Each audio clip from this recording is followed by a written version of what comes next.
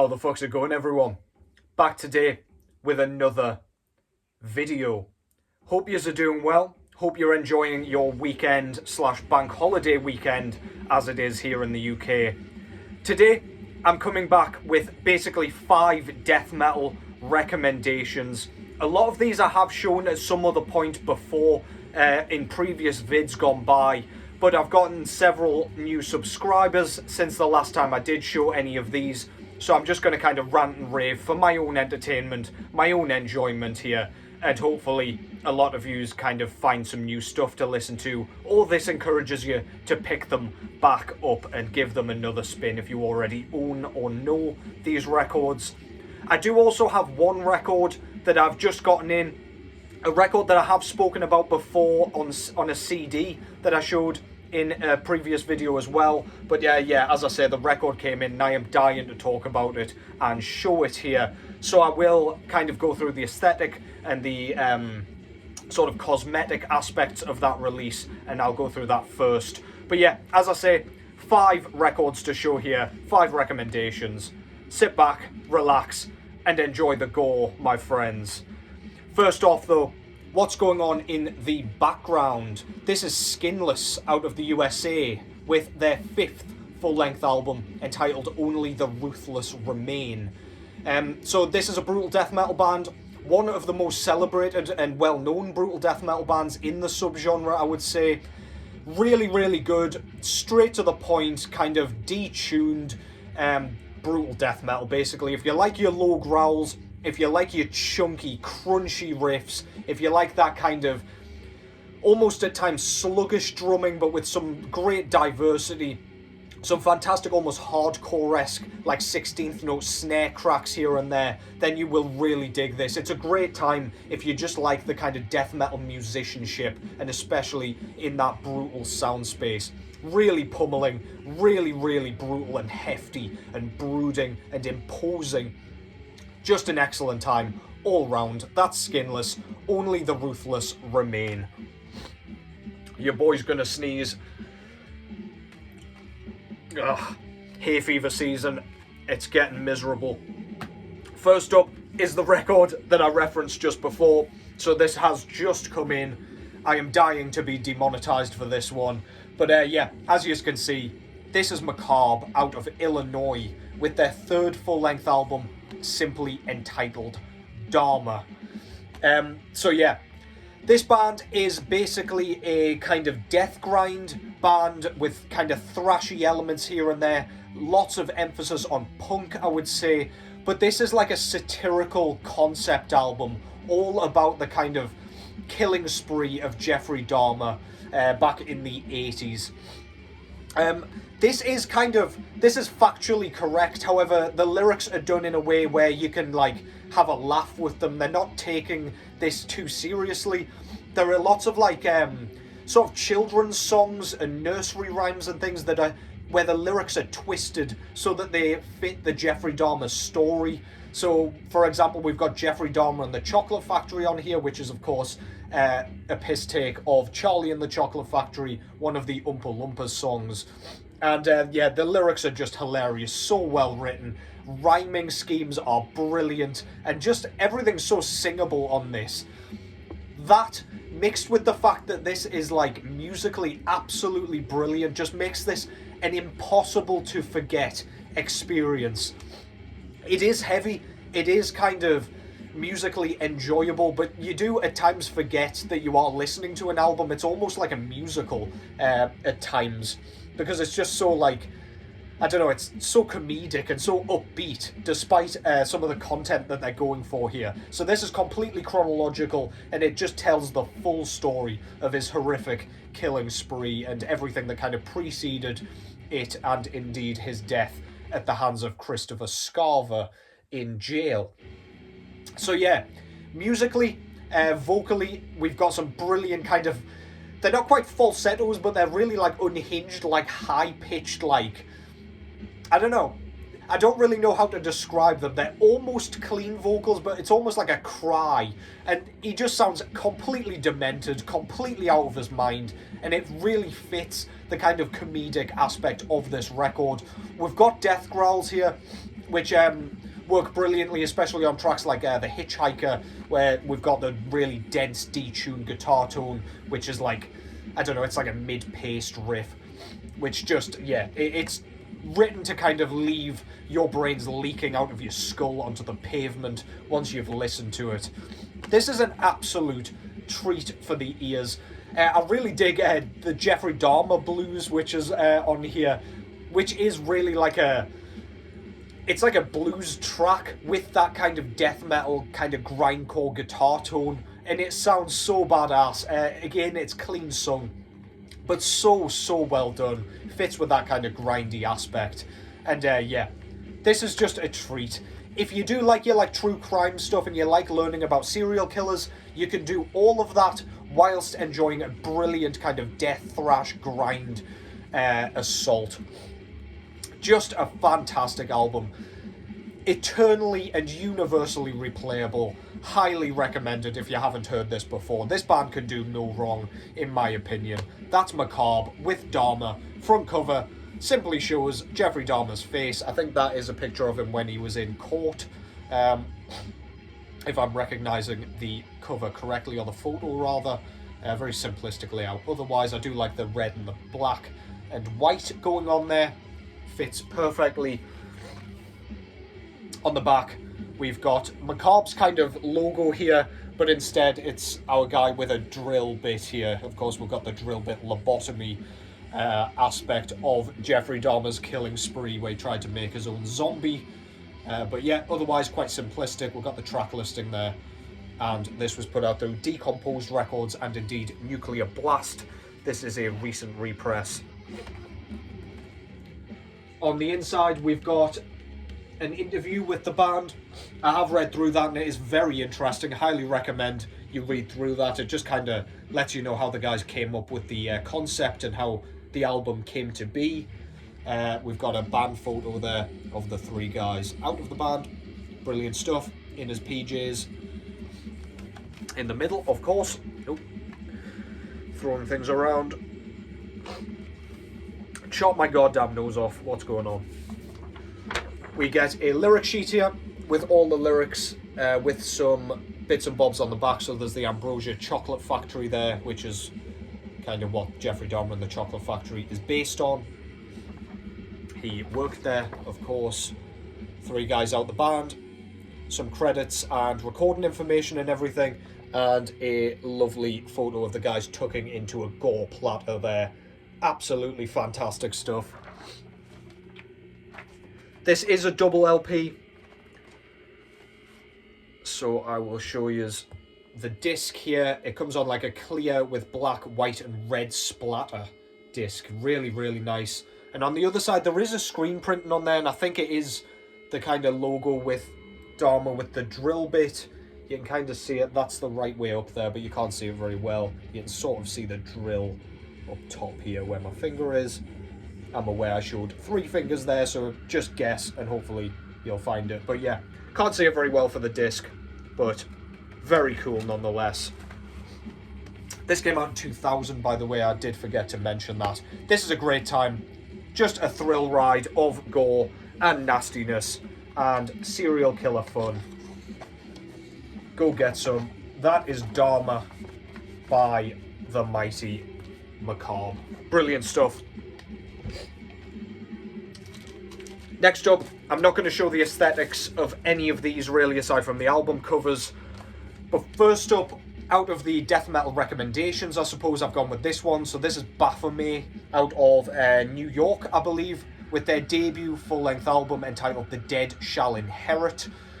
This is a brilliant kind of New York-style death metal album. It is an absolute riff fest of an album. You'll kind of start listening to it and you'll be like, do I need this? This kind of just sounds like they're doing the whole Cannibal Corpse thing. But I must say, the way in which they use kind of tempo shifts and general kind of variety on this makes this impossible to kind of bypass. Once you've heard this, this goes into the kind of mandatory death metal sort of category for you. The guitar tone is monstrous, deep, gruff bellows for vocals. We do get a lot of mid-pace stuff going on here, But then when they speed things up, it doesn't sound like they're out of their comfort zone whatsoever. They really do kind of thrive in both styles. So the blast beats sound immense, completely huge and suffocating, and again imposing.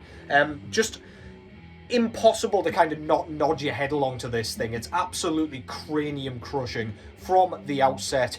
We've got some really cool like grooves going on here where they do slow things down to a bit more of a mid-paced crawl, and it's got a bit of a like dying fetus sort of feel about it, where it's like that kind of slow nod sort of feel. You almost feel like putting your fist in the air and just kind of going on an absolute punching spree. It's an absolute brutalizer of a record, a complete steamroller, pile driver, whatever you want to call it. A fantastic death metal record, and absolutely essential if you ask me. This came out in 1992, if I failed to mention that. Absolutely brilliant. Love the album cover as well, of the goofy little dead guys coming out of the cemetery there with the dead trees and stuff in the background. So badass. Very kind of, I don't know, it just screams early 90s to me. Love their logo as well. Killer stuff. That's Baphomet with The Dead Shall Inherit. Next up, out of Austria this time. Also from 1992. This is Disastrous Murmur with their debut, full-length album entitled Rhapsodies in Red. So if you're not familiar with this band, and if you're not familiar with the kind of Austrian death metal scene, this is quite odd, unusual death metal. There is like a huge kind of grindcore influence on this for me, because once you put it on, it doesn't stop kind of blasting and peppering you with kind of double bass kicks, really rapid snare playing. It's like, it really doesn't let you breathe. But in amongst all that, a lot like bands like Pungent Stench, for example, they do have some absolutely killer riffs to be had once you kind of get your ear past the wall of noise. This band uses like synths here and there to kind of create just an eerie atmosphere. There is like a really nice kind of break on side B where it is just synths, and it's got that like 80s horror film kind of feel to it. It's just brilliant work. Very well written, and it flows tremendously.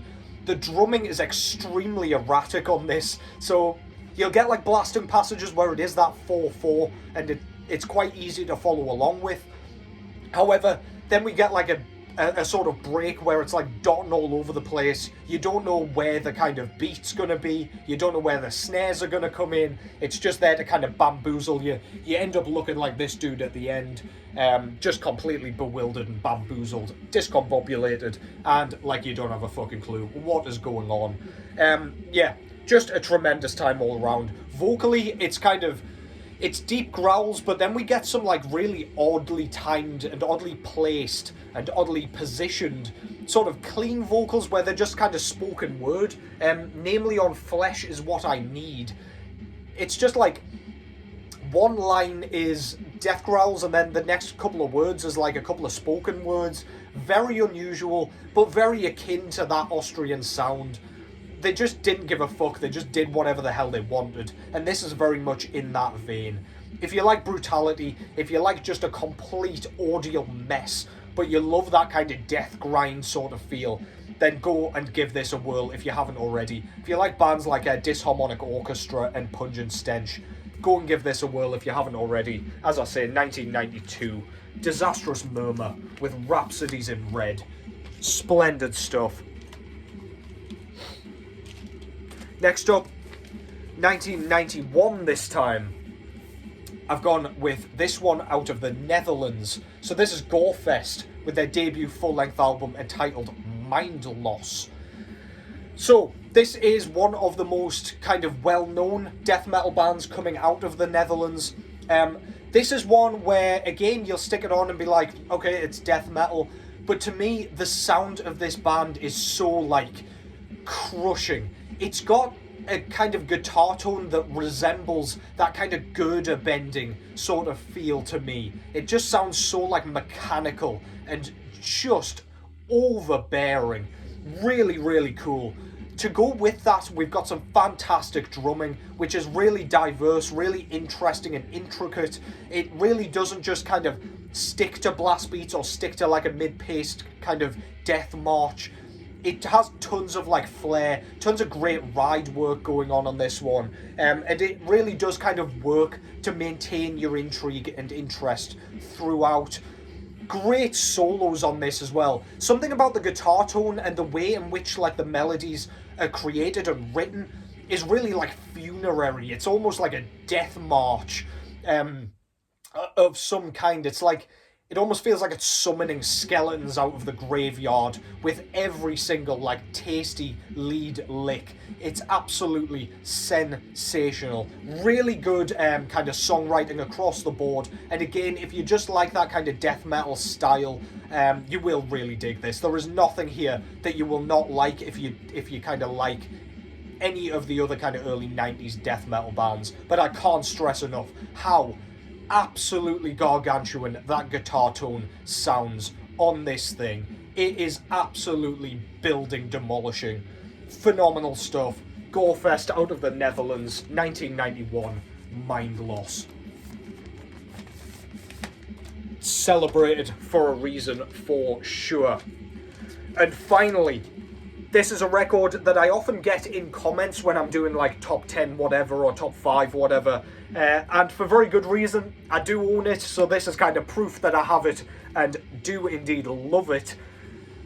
This is one of the most terrifying death metal albums ever written. This is Infester out of the USA. I think they were from Seattle, if I'm not mistaken, with their debut and only full-length album entitled To the Depths in Degradation. This came out in 1994, so it kind of came out after the sort of initial death metal bands. However, this sounds unlike any of those bands that preceded it. Namely, on this, the vocals are absolutely diabolical. They sound completely and utterly monstrous. There are some awfully gurgled vocals on this. It's like toilet bowl stuff, but there's like a bit of a wheezy sort of thing going on. Bit of a crackly sort of guitar tone on this thing, which just, it sort of gives off the aura that you are in this disgusting kind of cavern, filled with these hideous miscreations, just waiting for them to drag you into the bloody depths, into this puddle of crua and gore. Absolutely grotesque stuff. There are some utterly heinous shrieks on this that, a bit like a Putrefaction that I showed a few videos ago, the band from Sweden, where they've got those like screams that sound unlike any other band or vocalist.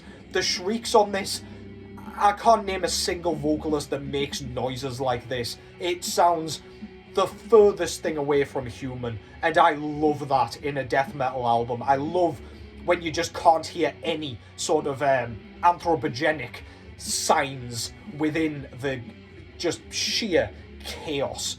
It's absolutely wonderful. Drum-wise, on the other hand, despite all the kind of cataclysm going on around them, there is some really like neat, intricate, and like twinkling almost ride work going on, where there's like really random sort of passages of 16th note ride notes that just sound so cool.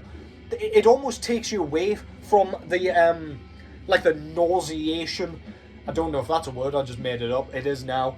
It takes you away from the like sickening feeling that you get from the vocals and everything, and it just allows you to appreciate some more of the instrumentation. That said, there is some horrifying kind of drum work going on as well, where it just sounds like it was recorded in a cave somewhere, really kind of caveman-esque, blasting. Very, very well done though. Sounds sloppy at times, but there isn't a beat missed, it isn't sloppy, it just has that kind of sound where it's untampered with, and it is just to die for, in my opinion. It's a drummer's dream, or a drum lover's dream. But yeah, make no mistake, you are not going to feel good after this thing. You're going to need a bath in bleach. You're going to need to scratch your eyes out, stick pencils in your ears, and go and jump out the window. Absolutely despicable stuff. That's Infester. To the Depths. In Degradation. And that concludes that. Hopefully you've enjoyed that.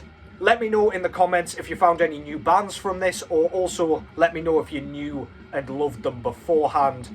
Take care as always, enjoy the rest of your bank holiday, and I will catch you in the next one.